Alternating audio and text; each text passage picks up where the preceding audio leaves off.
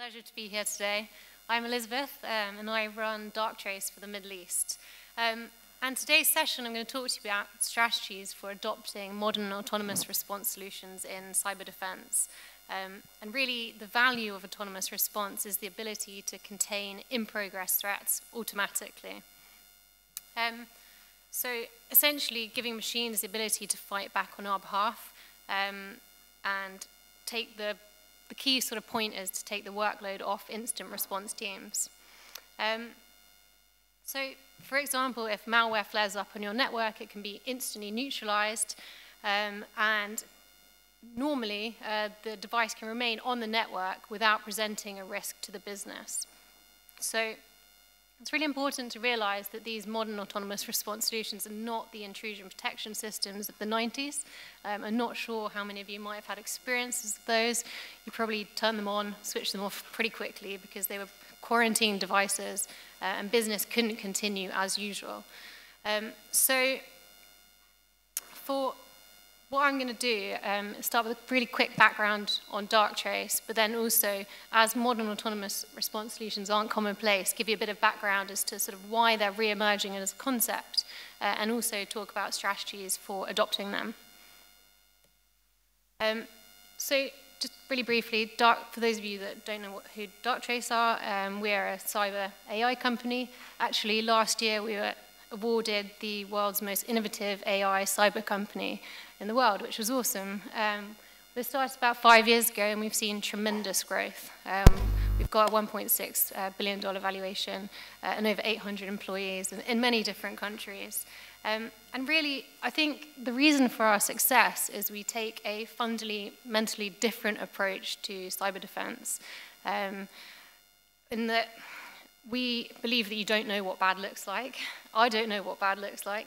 You guys don't know what bad looks like next week, next month. And so what we actually do is we look for unusual within networks. And we do that using unsupervised machine learning to learn networks from scratch and then to detect anything that looks particularly suspicious. And then we use our AI to also autonomously respond and block the in-progress threat. So enough about Darktrace. So 10 years ago, network monitoring sort of really fell out of favor. But over the last 5 years, it's become strategically much more valuable. And there's a few reasons for that. Processing power being a key one. So processing power can now handle the high volumes of deep packet inspection required in real time in order to be able to give security teams amazing visibility into what's going on across their networks. So we can see across the entire business, we can have many chances to see the kill, any part of the kill chain within it. So, I mean, along with this sort of the processing power for deep packet inspection, another driver for network monitoring has been the progress made in machine learning. I know there's a lot of coverage and hype around AI and machine learning, but the underlying sciences are just fundamentally mathematical ways of handling complexity, which in today's extremely complex digital business, that's really, really valuable.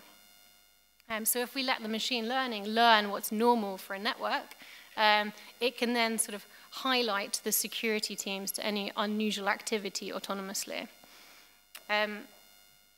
So it's also, because it's learning on its own, I think this is a really key point. You get a really sort of rapid time to value. So within an hour, you can see exactly what's going on in your network. And within a week, you've got a really good understanding of a week's worth of activity. And within sort of a month, you can actually let the autonomous response go by itself. And again, the new no human input is really critical in that it doesn't have any biases from what your security team thinks bad looks like or what typical threats, previous threats look like. Because it's using the unsupervised machine learning, it's not looking at historic threats. It's just looking for unusual activities within your network. So it really complements your existing sort of stack. And I think one of the key things is they were talking about this in the panel earlier, it's all about the data. So in the last couple of years, sort of network monitoring has broken out of the enterprise and includes the industrial and SCADA environments, as well as your cloud and virtual environments. But probably one of the most exciting things is the ability to integrate with the APIs of your SaaS solutions. Suddenly you've got like an amazing view of all the different data from across your business, which helps the decision-making process. And yes, we seem to be catching loads more attacks now. Whether we actually are catching more attacks, I'm not sure, but we seem to find lots of indiscriminate or aggressive ransomware or insiders doing things they maybe shouldn't be doing. Although it feels like we're catching more incidents, I don't know if we're just better at it. A few years ago, it wasn't uncommon to report to the board that there was 0 security incidents being found, whereas I can't really imagine that in today's world anymore. And yeah, whether there are more attacks or we're just better at catching them, the incident response teams, I don't think they really mind. I spend a lot of time with incident response teams, and they're pretty much always like someone's knocking on the door, they're answering another phone call, they're pretty stressed and they're constantly running around putting fires out. And the teams that don't have 24/7 coverage are probably the worst affected because it sort of impacts on their free time and their sleep. And even the teams that are sort of coping now, they're extrapolating into the future and thinking, how on earth am I going to handle all of these more devices that are going to be more connected and not have enough people as well that have the right skills in order to help them. So with this current pressure on sort of the teams, there's a few questions. Like, we've already started to automate the detection process. And so is it now that we are able to automate our incident response teams? And the answer is yes, and there are some interesting sort of complementary options around it. And again, the first one is sort of orchestration. So you can give the machines your playbooks and teach them how to sort of react in certain situations.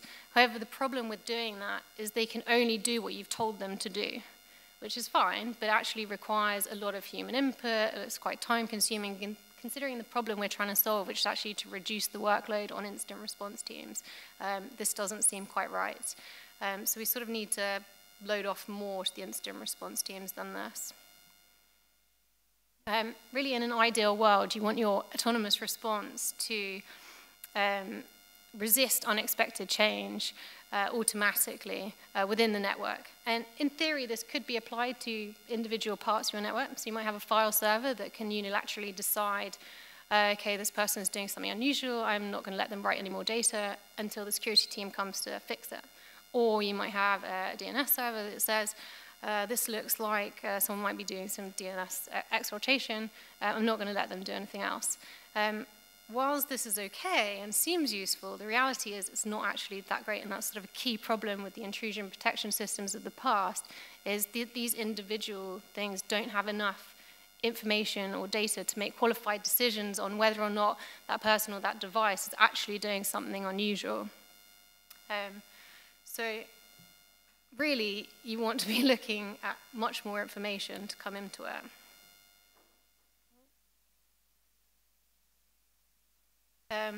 But sort of modern autonomous response solutions, because they've got their plugins now to industrial and the cloud and virtualized environments, you get so much more data to make better decisions on, which then you can decide, is that person actually doing something, or is that device actually doing something that's abnormal for the organization? And modern machine learning means that you can take tens, hundreds, millions of bits of data and analyze them in real time to make much more qualified decisions and decide whether or not that person or that device should be doing that in context the past few minutes, the past few months, or the past year, as well as in context to their peer groups and to similar devices. So having talked about the data, which is obviously a key thing, that the better the data, the better the decisions, the better your AI machine learning is going to work. I'm going to talk about what actions you should actually allow them to take. And so, I mean, here's a list of sort of increasing severity, which seems quite sensible. However, if I look at it, it doesn't seem quite right, because if you freeze someone's account, they're going to be on the phone to the help desk. Or if you quarantine their device, they're going to have to actually come into the office to fix things, which is not ideal considering we're trying to reduce the work for instant response teams. So we need to be much smarter than this and much more sort of surgical in our approach. So given that the goal is not broad quarantining, what we really need to do is sort of just disrupt only the bad. So you can interrupt an individual connection, you can do it 1,000 times if you like. The machine learning is not going to get tired, it's not going to get bored, it's quite happy just to continuously do it. So it lets that infected machine remain on the network where just the unusual connections are getting blocked, which is very, very powerful in the businesses that we're working with at the moment. And you know, quite often malware tries lots of different communication channels, and if one fails, then it'll sort of upgrade itself and may even switch sort of mission types to something else. But the surgical autonomous response is really, really smart, and it can identify that and continuously sort of increase its controls over time. So the two sort of aspects I really like here is the two highlighted ones. So you can confine a device to just do things that its peer group has been doing previously. Or you can take it one step further and just let it do only things that it's done before. And then the final stage would be you could block all outgoing connections from that device, which gives the security team time. It's all about buying time for the security team to come in and actually check. And then it's not sort of a one-way quarantine, so it can still continue after they've checked it. Okay, so that's the sort of fundamental ideas covered. Now I'm just going to sort of deal with like adoption strategies. So if you are going to try something like autonomous response in your organization, I'd really advise you stick it in the real messy world. Don't try it in a lab, because the lab's not going to be complex, it's not going to be like real. So my advice would be think about an area of your network where your instant response teams are spending the most time. Usually sort of a campus or call center, something like that, to deploy it initially. Don't try it in somewhere that's really high security. You can do that later once you sort of got to grips with the idea of it. But then don't forget there's also a learning time. So you can get initial results within an hour. But really you want it to sort of learn for at least a week, and then after 3 weeks to 4 weeks, you can then activate autonomous response in that area of the network. Again, so once you've got your area that you want to decide where you're going to deploy it, you need to think about a few use cases that you might want it to work on. So typical ones would be sort of ransomware or unexpected data exfiltration, or maybe some compliance things that you're like really concerned about. But just keep in mind what reduces the workload for instant response teams. And I'd recommend starting in human confirmation mode. So the AI will say, I want to block X, and you can say yes or no, whether that's okay. And then after a few weeks, once you're comfortable with it, you can let it run. If you've got 24/7 SOC team, excellent. If you don't, I suggest you can sort of download an app and be able to check your network on the go. Most of our clients are always traveling, super busy, small teams, some large teams as well, but really important that you can constantly monitor your network. So key takeaways really. So autonomous response is back and has a meaningful approach, but the success criteria is got to be able to handle the attacks as fast as the attacks are coming in. And it's got to reduce the workload for the instant response teams. And I feel really strongly that autonomous response has got to be a key part of cyber defense going forward. Like this week alone, last week, I keep getting calls from customers being like, oh, help. But I think it doesn't matter how big your team is. If you're able to use autonomous response to give your security teams more time, then that's excellent. All right, thank you very much.